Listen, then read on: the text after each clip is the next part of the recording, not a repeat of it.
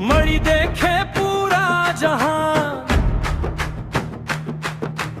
गांव के रैया बड़े मतवाली, हंसी ठिठोली मन में लाली,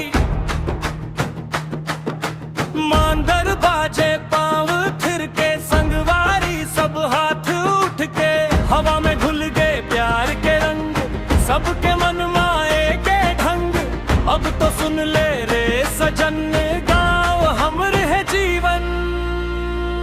मोर गाँव, मोर गाँव, मोर गाँव, मोर जान, इहिच मोर पहचान।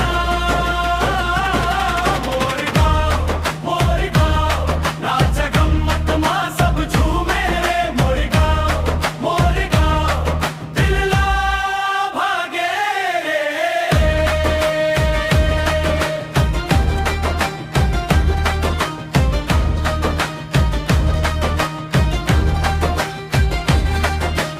अमली छाँव कुआं के धार, पानी पी के लागे प्यार, हमा बगीचा महुआ गंध, संध्या बेला जैसे आनंद। ओ दाई के बोली ददा के मान, यही माटी में बस गए प्राण। पाँव के हवा में सौंधी बात, हर घर लगते अपन ठाट। आजा संग माँ गीत रचा, मोर छत्तीसगढ़ सजा।